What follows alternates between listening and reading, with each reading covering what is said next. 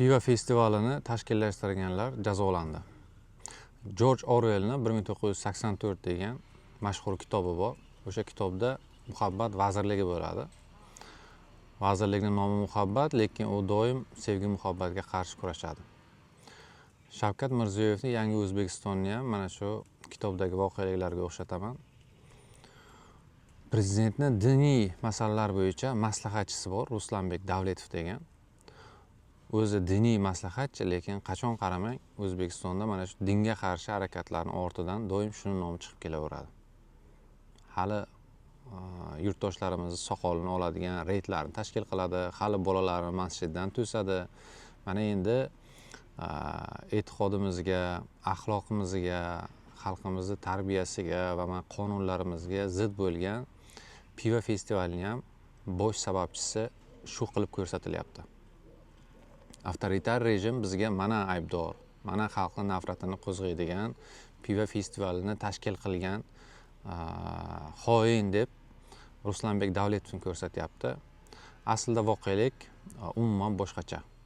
Bitta odam buncha katta ishlarni qilishi mumkin emas va bu yerda Ruslanbek Davletovga berilgan jazoni o'zi ham bu odam shunchaki peshka ekanini va bu ishlarning ortida bundan kattaroq odamlar turganini ko'rsatadi.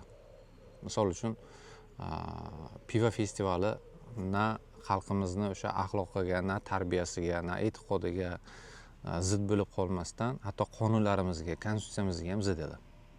Mana shuncha jinoyat qilgan odam kamida ishdan haydalib qamalishi kerak edi.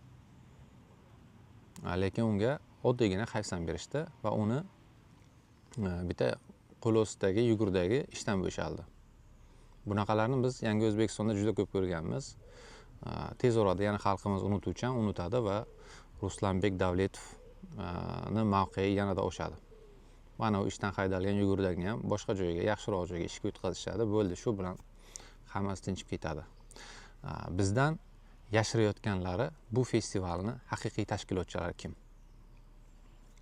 Niccolo Machiavelli degan mana shu diktatorlarning ustozi bor, mashhur siyosatchi, yozuvchi.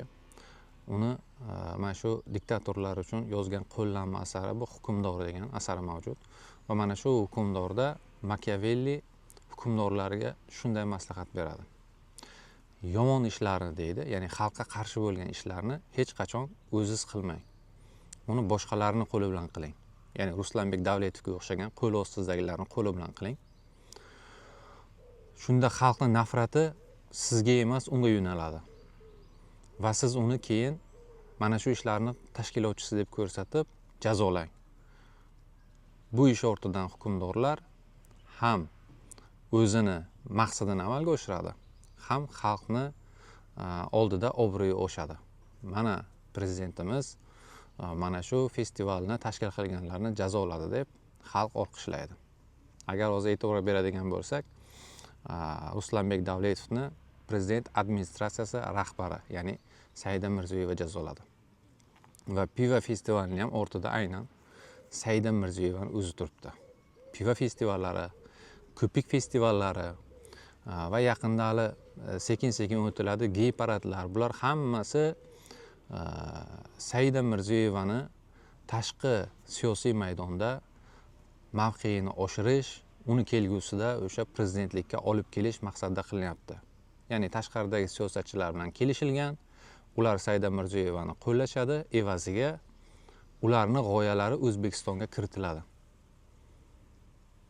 Mana shulardan bittasi bu xalqni fahshga botiradigan loyihalardan biri bu pivo festival. Saida Mirziyoyeva otasi Shavkat Mirziyoyev bilan birga mana shularga rozi bo'ldi, qabul qildi bu shartlarni. Uni mavqei uchun, uni ertaga prezident bo'lishi uchun minglab o'zbekistonlik yoshlar bugun qurbon qilinyapti. Buni bugun ko'pchilik tushunib yetmasligi mumkin. Vaqti keladi, bu haqiqatlar katta minbarlardan ham tilga olinadi. Afsuski u paytda minglab yoshlarimiz kelajagi barbod bo'lgan, fahshga botgan, alkash bo'lgan va hokazo bir holatlarga tushib, bir umrlari, kelajaklari bir vayron bo'lgan bir avlodlar qoladi. bo'ladigani shu. Xalqimiz 100 yillar davomida siyosatdan uzoq saqlandi. Siyosiy bilimlar shakllantirilmadi. Siyosat nima o'zi? Davlat qanday boshqariladi? Bular maktablardan ham o'rgatilmadi bizga.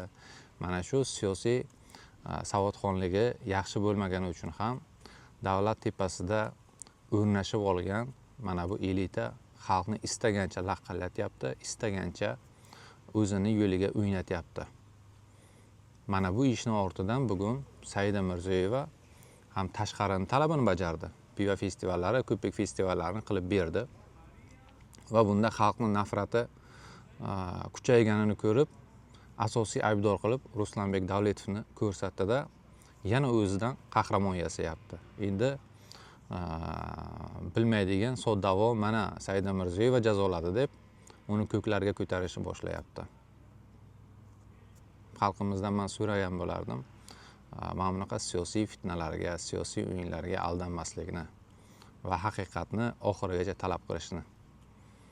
Bitta Ruslanbek Davletov bunaqa katta festivalni tashkil qila olmaydi. Uni moliyaviy manbasi qayerdan? Ruslanbek Davletovning oyligidanmi? Shuncha katta xarajat qayerdan bo'ldi? Va uni butun boshli Ichki ishlar vazirligi targ'iboti bilan shug'ullandi. Salqin ichimliklar deb o'zlarining rasmiy kanallarida e'lon qilishdi.